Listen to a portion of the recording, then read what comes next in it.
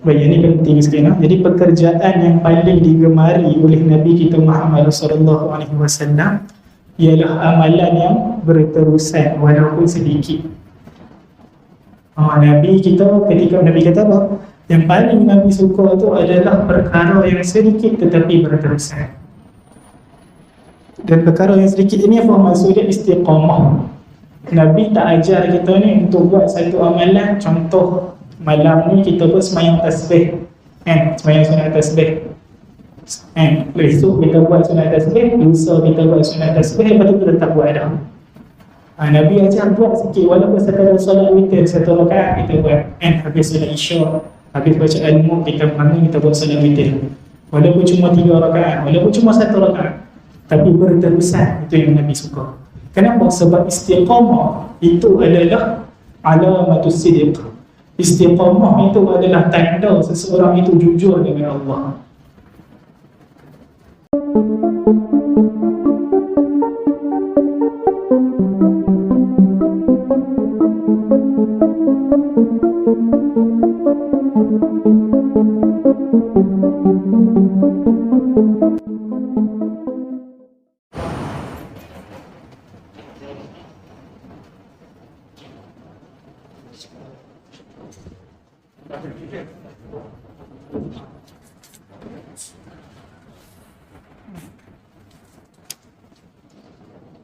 أعوذ بالله من الشيطان الرجيم بسم الله الرحمن الرحيم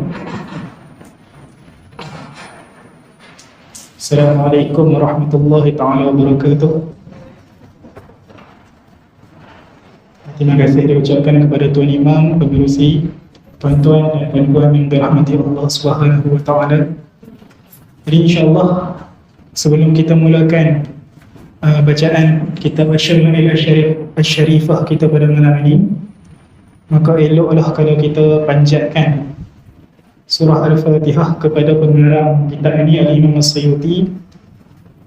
Penulis kitab ini Syekh Dr. Khalil Ismail Ilyas dan juga Ustaz Zamzuri bin Harun. Al-Fatihah. A'udzubillahi minasyaitonir rajim.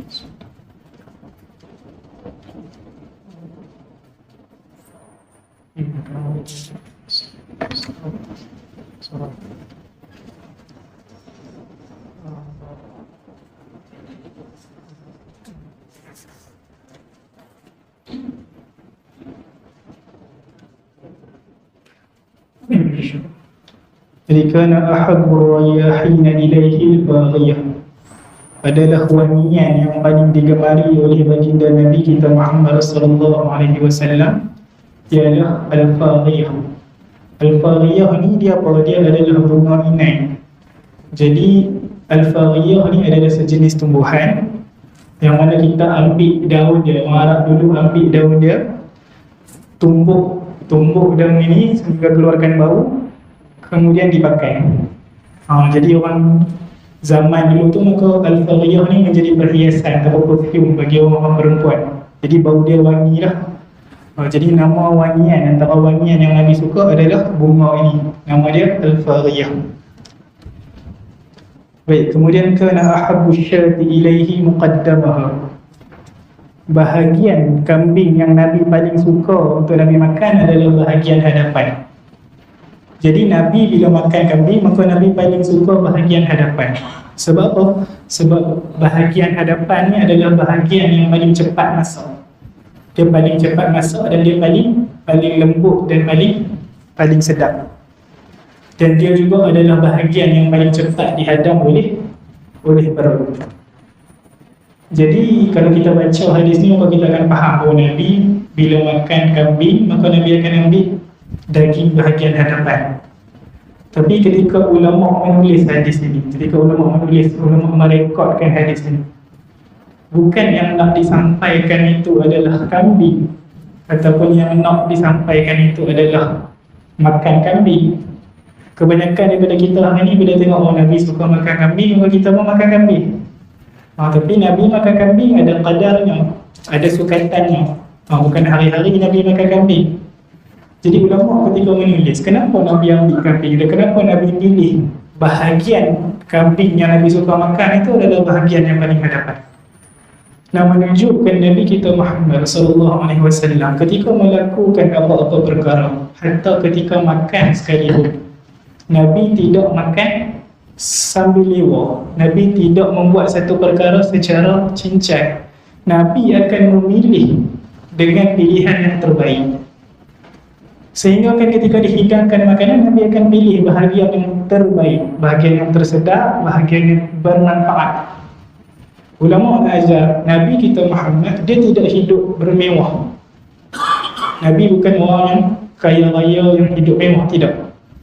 Tapi walaupun dalam keadaan kekurangan harta, Nabi kita tidak ala kadar dalam pemilihan.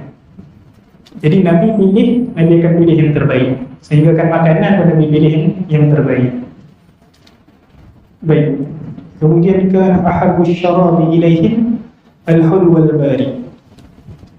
Adalah minuman yang paling digemari oleh baginda Nabi Muhammad sallallahu alaihi wasallam ialah minuman yang manis dan sejuk. Jadi antara maksud minuman manis yang sejuk ni apa? Seperti madu yang dicampur dengan air sejuk ataupun air rendaman kurma.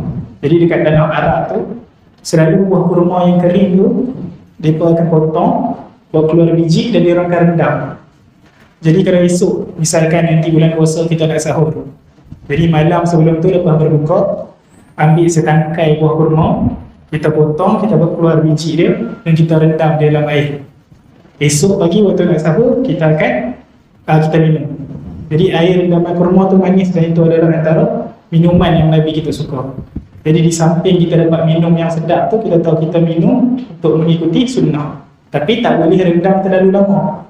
Sebab bila dia dah berbuih tu, maka dia takut dia dah jadi memabukkan. Jadi setakat cukup kita rendam dalam satu malam. Baik.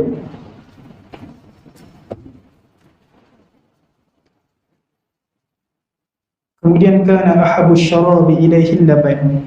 Adalah minuman yang paling digemari oleh baginda Nabi Muhammad sallallahu alaihi wasallam adalah susu. Kenapa? Kerana susu ni terkenal dengan keberkatan dan manfaat. Jadi susunya yang tahu kelebihan dia ni menguatkan tulang macam kita tahu kan. Dan susu juga merupakan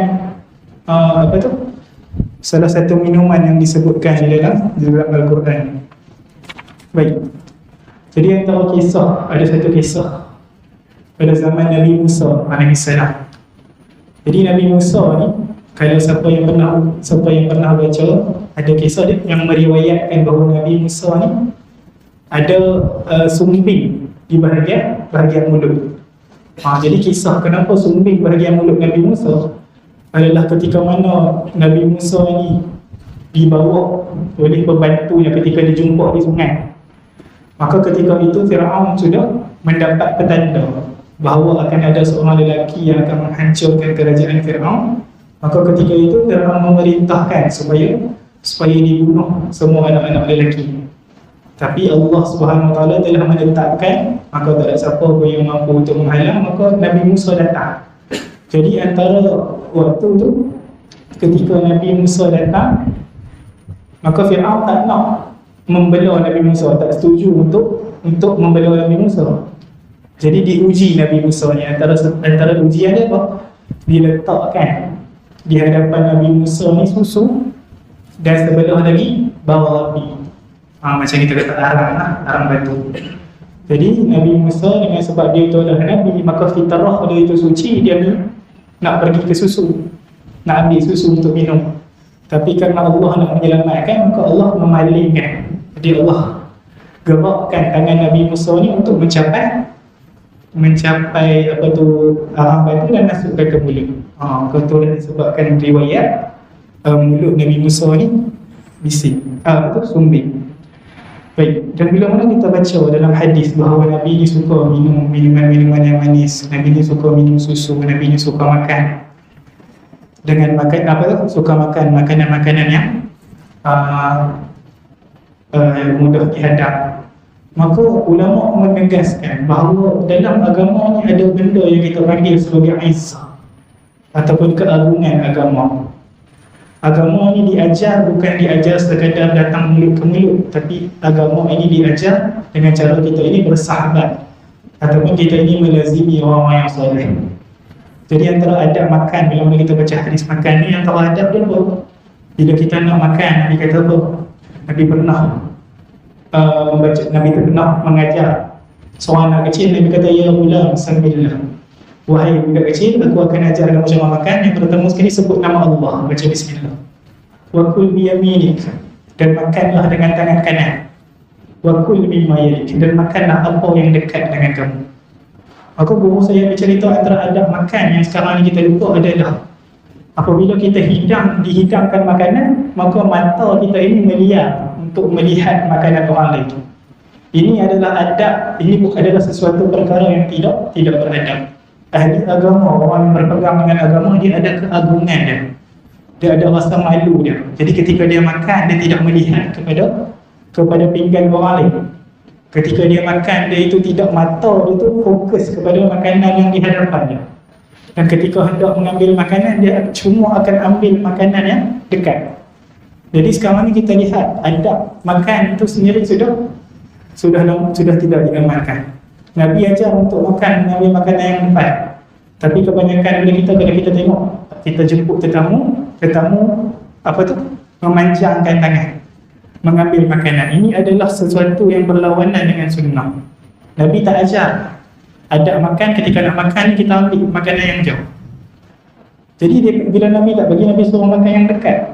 Jadi macam mana kita ini sebagai tetamu, ketika kita nak hidang makanan dekat, sebagai tuan rumah, macam mana kita nak hidang makanan pada tetamu? Maka Nabi ajar ketika kita nak menghidangkan makanan, kita ni nak ambil makanan ni letak sedekat mungkin setiap jenis makanan yang ada. Supaya apa? Supaya tetamu ni tidak kita kata gagal tangan untuk ambil makanan yang jauh. Kerana itu adalah perkara yang berlawanan dengan adab makan. Dan begitu juga antara adab makan adalah tidak mengeluarkan bunyi. Jadi bila kita mengunyah, antara adab makan yang Nabi ajar adalah jangan mengeluarkan bunyi. So mengeluarkan bunyi ini adalah perkara yang tak elok. Dia bersalahan dengan adab makan. Tapi kebanyakan orang tak sentuh benda-benda ni. Jadi kita makan dulu. Tak boleh makan mengeluarkan bunyi. Tapi ada keadaan dibolehkan. Bila kita ni tetamu dan tuan rumah ni bergembira, seronok, lama tak jumpa, so nak jamu dengan sungguh-sungguh kan? Jadi masak banyak untuk bagi pada tetamu. Ketika itu boleh untuk tetamu tu keluarkan sikit bunyi untuk menunjukkan kepada tuan rumah bahawa dia itu suka. Supaya apa? Supaya gembira hati tuan rumah. Ini je keadaan yang dibolehkan untuk kita keluarkan sedikit bunyi, sekadar untuk menggembirakan hati tuan rumah bahawa kita itu menghargai layanan daripada tuan rumah. Sebab tu setengah orang-orang waktu itu yang tidak beriman dengan Nabi, dia kata fa'ajabani Muhammad. Dia kata ajaib ajaran Muhammad ini. Kenapa? Dia ajar umat dia daripada sekecil-kecil perkara sampailah ketika cara buang hajat pun Nabi ajar. Nanti kita masuk ke depan ni, maka kita akan lebih jelas. Baik. Kemudian kana ahabbu syarabi ilaihi asal. Minuman yang paling digemari oleh baginda Nabi adalah madu. Jadi bila kita baca hadis-hadis macam ni, tadi bagi tahu minuman yang Nabi suka yang sejuk, kemudian bagi tahu minuman yang Nabi suka yang madu. So mana satu? Jadi ketika kita baca hadis, kita jumpa ayat-ayat yang paling Nabi suka, yang paling Nabi gemar. Jadi kita faham antara yang Nabi suka. Jadi banyak. Jadi antaranya minuman yang sejuk dan manis. Ni antaranya lagi adalah minuman yang paling Nabi gemari adalah madu. Tapi Nabi tidak ambil madu direct. Nabi akan campur dengan air yang sejuk. Sebab madu ni sifat dia panas. Maka Nabi akan campur dengan air sejuk untuk stabilkan antara kepanasan madu tu dengan air yang sejuk. Baik. Kemudian kana ahabbu syuhuri ilaihi an yasumahu Sya'ban. Bulan yang paling digemari oleh baginda Nabi Muhammad SAW untuk berpuasa sunat adalah bulan Sya'ban. Jadi Nabi banyak berpuasa dalam bulan Sya'ban. Sampai dipanggil bulan Sya'ban ni bahawa bulan Nabi. Dan bulan Sya'ban ni kenapa Nabi puasa banyak? Kerana dia itu muqaddimah ataupun permulaan pintu untuk masuk ke bulan Ramadan. Jadi Nabi nak ajar apa? Ketika Nabi nak puasa bulan Sya'ban, Nabi nak ajar ketika bulan Ramadan, ketika 10 hari pertama dia rahmah, kemudian awal rahmah wa awsatuh maghfirah, 10 keduanya adalah pengampunan, dan 10 terakhir Ramadan itu adalah pelepasan api neraka. Apa yang Nabi nak ajar ketika Nabi banyak berpuasa di bulan Sya'ban? Nabi ajar kita supaya kita mulakan latihan kita pada bulan Sya'ban. Seelok-eloknya bulan Rajab. Jadi supaya apa? Supaya ketika mana kita dah di bulan Ramadan, laju. Kita bukan baru nak mula, kita dah training dah. Kalau orang kata apa, sebelum nak bersukan tu kita dah panaskan badan dah. Jadi ketika masuk bulan Ramadan kita pecut. Tapi kalau kata bulan Sya'ban tak mula, bulan Ramadan baru nak mula, berat tu yang banyak plastik hitam. Jadi kita bila Nabi ajar, maka kita tahu. Itu isyarat-isyarat yang ulama cuba sampaikan. Baik. Kemudian kana ahabbus sibaghi ilaihi al-khal. Lauk yang paling digemari oleh baginda Nabi Muhammad sallallahu alaihi wasallam adalah cuka. Jadi cuka yang dimaksudkan yang Nabi suka tu bukan cuka yang kita beli dekat kedai, cuka puteri warna putih tu. Tapi cuka mana? Cuka buah-buahan. Macam cuka buah-buahan, cuka apple. Sehingga kan Nabi kata setiap rumah yang masih ada cuka, maka tidak boleh dikatakan rumah itu tidak ada makanan. Sebab cuka ni ada manfaat. Dan Nabi, macam kita cakap tadi, Nabi hidup dia simple, tapi Nabi pilih benda-benda yang berkualiti. Sebab tu setengah orang bila kita tengok ketika mendakwa mengikut Nabi Muhammad SAW, penampilan dia tak terurus. Kadang-kadang makanan dia pun dia ambil. Sebab apa? Dia kata Nabi tak bermewah. Ya, Nabi tak bermewah, tapi Nabi macam kita kata dia pilih yang terbaik. Dalam keadaan simple tu Nabi pilih yang terbaik. Sama juga macam dulu ada satu kes, dia itu kononnya berniaga, tak ambil untung. Dia kata kenapa? Saya berniaga ni mengikut sunnah Rasulullah. Rasulullah tak ambil untung, maka saya tak ambil untung. Sedangkan Nabi kita ambil untung. Sebab kalau tak untung bukan nama berniaga, nama dia sedekah. Kan? Jadi kena ada untung. Cuma untung yang Nabi ambil adalah sedikit. Nabi tak ambil untung yang melampau-lampau. Jadi dalam keadaan kita ni nak mendakwa mengikut Nabi, pastikan kita ni ikut dengan sebenar-benarnya. Takut-takut jadi fitnah. So bila kenanya dia kata mengikut Nabi berniaga dalam keadaan ambil untung, maka orang lain yang tak tahu ni akan kata apa? Oh, jahil kan? Niaga apa kalau tak mau untung? Tak bijak lah. Kalau bahasa kasar dia bodoh lah kan berniaga gitu. Kenyataan kita itu membawa fitnah kepada baginda Rasul. Sedangkan Nabi bukan macam tu. Ketika orang yang datang dengan penampilan yang tak terjaga, yang apa tu, kononnya menyimpan janggut ikut sunnah, tapi Nabi kita katalah Nabi minyakkan janggut. Kadang-kadang Nabi sikat janggut dia, tapi dia lepas, tak terurus. Tapi katanya ikut sunnah. Maka bahaya benda-benda ini takut membawa fitnah ataupun tuhmahan kepada Nabi. Sebab Nabi orang yang handsome, Nabi orang yang bila dilihat tu tertarik. Jadi bila kita ni, bila tiru orang jadi nak lari, maka tak samalah tiru kita kan. Nabi bila mana orang nampak, orang rasa tertarik, rindu nak mendekat. Tapi dia ni mendakwa ikut Nabi kan?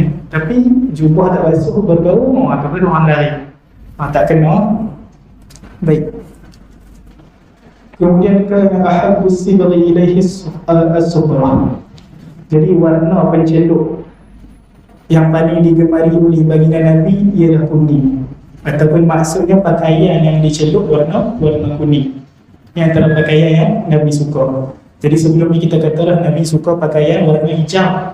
Ini kita baca pula Nabi suka pakaian warna kuning. Jadi ini antara pakaian-pakaiannya ataupun warna-warna yang Nabi kita pakai dan Nabi kita suka.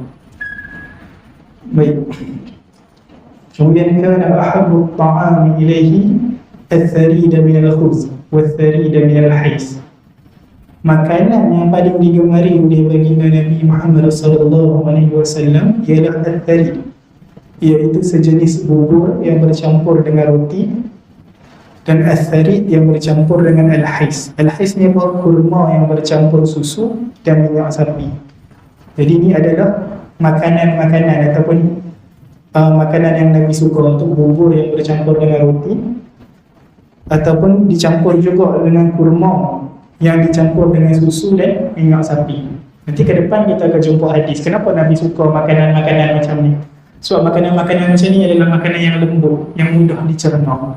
Dan kalau kita baca lagi ke depan, nanti kita akan jumpa Nabi ketika ada orang yang sakit di dalam rumah, Nabi akan suruh masak sejenis makanan, iaitu makanan ini diperbuat daripada tepung dan air. Nabi kata makanan ini akan menghilangkan kesedihan.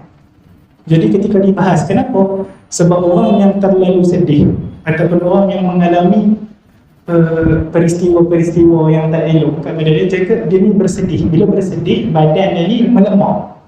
Jadi badan dia tidak kuat untuk mencerna makanan-makanan yang kejam, makanan-makanan yang keras. Maka Nabi perintahkan untuk makan makanan yang liquid food, kan? Makanan yang macam bubur, makanan yang mudah dicerna, supaya mudah dihadam dan menguatkan tubuh.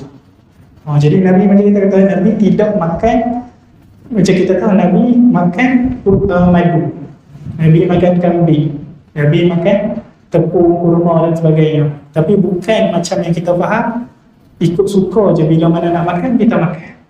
Nabi pilih waktu ni panas, maka tak boleh ambil madu saja, kena campur dengan air sejuk. Waktu ni badan tengah lemah, maka tak boleh makan kambing yang dah, kena makan makanan yang lembut.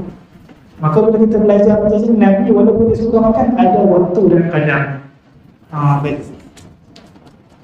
Kemudian kana ahabbul uraq ilaihi dira'asyah. Al-uraq yang banyak, al-uraq ni tulang kaki hadapan kambing yang diserti daging. Maksud kaki depan kambing, kaki depan yang paling digemari oleh Nabi adalah kaki hadapan kambing. Sama macam yang tadi kita baca. Jadi makanan yang Nabi suka adalah kaki hadapan kambing. Baik. Kemudian kana ahabbul amali ilaihi ma duwima alaihi wa in qalla. Baik, ini penting sekali. Jadi pekerjaan yang paling digemari oleh Nabi kita Muhammad sallallahu alaihi wasallam ialah amalan yang berterusan walaupun sedikit. Nabi kita, ketika Nabi kata apa? Yang paling Nabi suka tu adalah perkara yang sedikit tetapi berterusan. Dan perkara yang sedikit ini apa maksudnya? Istiqamah. Nabi tak ajar kita ni untuk buat satu amalan. Contoh, malam ni kita pun semayang tasbih, semayang sunat tasbih, esok kita buat sunat tasbih, lusa kita buat sunat tasbih, lepas tu kita tak buat dah. Nabi ajar buat sikit, walaupun sekadar solat witir 1 rakaat kita buat, habis solat isya, habis baca al-mulk kita bangun, kita buat solat witir, walaupun cuma 3 rakaat, walaupun cuma 1 rakaat, tapi berterusan. Itu yang Nabi suka. Kenapa? Sebab istiqamah itu adalah alamatus sidq. Istiqamah itu adalah tanda seseorang itu jujur dengan Allah. Nak nilai kita ini benar ataupun tidak, jujur atau tidak hati kita dengan Allah, tengok pada amalan kita ni, kita mampu atau tidak untuk istiqamah.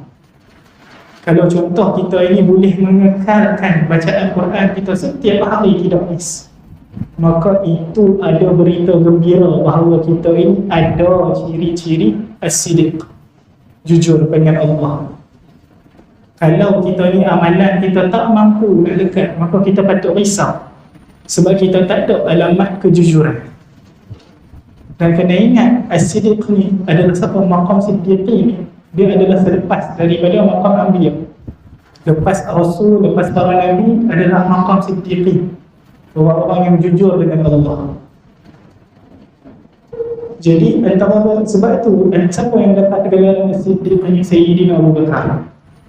Sebab tu Nabi sebut, kalau dah ditimbang iman Sayyidina Abu Bakar di sebelah dan seluruh iman anak Adam di sebelah yang lagi, kecuali iman para Rasul, maka nescaya akan berat lagi timbangan iman Sayyidina Abu Bakar. Sebab yang kita cari akhir ini, tuan-tuan, dalam kehidupan ni bukan kita ini siddiq di permukaan. Bukan kita nak menjadi orang yang jujur, orang yang benar, orang yang beriman di hadapan orang, tapi kita nak di hadapan Allah. Dan bila kita diajar benda ini, maka kita tahu ketika Allah menerima, maka Allah hantarkan tanda-tanda. Jadi ketika kita tak tahu yang kita buat hari-hari ini Allah terima atau tidak, antara dia kita mampu istiqamah walaupun dengan perkara-perkara yang kecil. Sebab itu kata istiqamah, setengah ulama kata a'zam min alfi karamah, dia itu lebih mulia ataupun lebih agung daripada 1000 karamah. Kita baca setengah karamah orang mampu berjalan di atas air, kita baca setengah-setengah karamah orang tu mampu jalan, baju tak basah dan sebagainya. Hebat.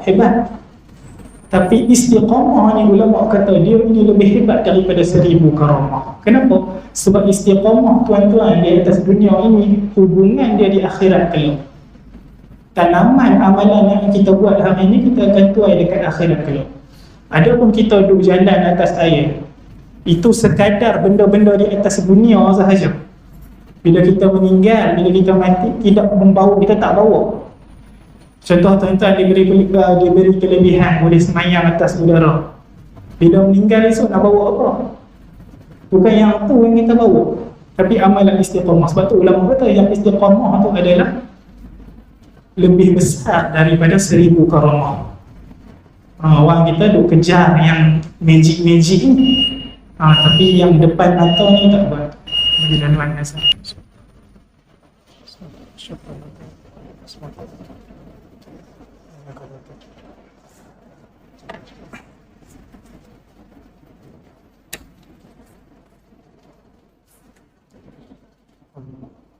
InsyaAllah kita sambung sikit lagi.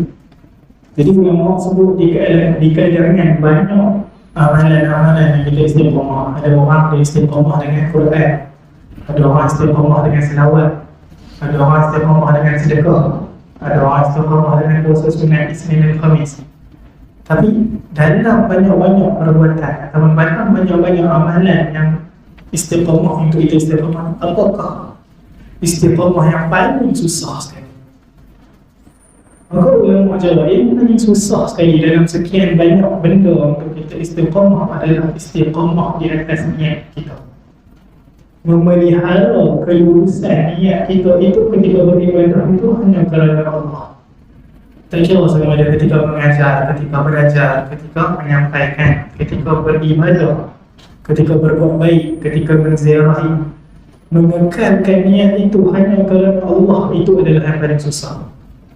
Sebab itu antara benda dalam untuk kita ni, sebelum kita nak istiqamah, cek istiqamah pada niat dulu. Setengah orang dia keluar daripada rumah dia untuk ibadah ni dah betul tak? Jadi keluar awal waktu pagi ambil wudu, kemudian mandi, kemudian apa semua, pakai baju yang bersih nak datang solat subuh, datang awal, dah bersih pakai minyak wangi dah, sampai depan pintu masjid kawan tegur, oh ya awal yang ni lah, habis. Terkena uji ni pula, hilang Allah Ta'ala. Lari niat kita. Jadi perkara-perkara tu menjadi susah. Sebab tu kadang-kadang benda yang paling kita susah nak istiqamah tu adalah niat. Untuk kita menjaga bahawa kita buat itu hanya semata-mata kerana Allah. Yang muda dengan cara muda dia, nak buat kerana Allah ataupun nak buat kerana ada apa tu, ada orang perempuan tengok contohnya. Yang tua dengan cara yang lebih tua tu dengan cara lebih tua dia. Ujian Allah datangkan. Jadi sama-sama kita beringat bahawa benda yang paling susah untuk kita istiqamah, tapi dah ada pahala kalau kita berjaya. Istiqamah adalah istiqamah bahawa setiap yang aku lakukan itu kerana Allah. Sebab kita baca doa iftitah hari ini, sesungguhnya salatku, amalanku, kehidupanku, kematianku itu hanya kerana Allah. Jadi moga-moga kita minta supaya Allah mudahkan kita ni, supaya kita dapat memotorkan janji atau ikrar yang kita bacakan setiap hari ketika nak solat. Jadi nak istiqamah ni tak payah banyak tuan-tuan. Dulu guru saya pesan, dia kata apa, kita kena ubah mindset macam mana. Ketika contoh ada orang yang ditimpa kemalangan, kehilangan kaki ataupun kehilangan anggota badan, terputus tangan, terputus kaki, maka apa kita katakan bahawa anggota dia yang hilang itu dah dimasukkan, dah menunggu di dalam syurga. Jadi kalaulah kaki dalam syurga, takkan Allah tak masukkan dia dalam syurga. Sama juga kita tak perlu nak istiqamah yang berat-berat, kita istiqamah yang ringan-ringan. Antara siapa yang baca surah Al-Ikhlas, kali Allah Ta'ala jadikan rumah dia ada dalam syurga. Maka kalau rumah kita dah ada dalam syurga, takkan kita tak masuk? Kalau kita tak masuk, maksudnya tak jadi rumah kita lah. Betul. Jadi kita cuba istiqamah benda-benda yang kecil-kecil ni. Jadi saya pun berkongsi dengan tuan-tuan semua.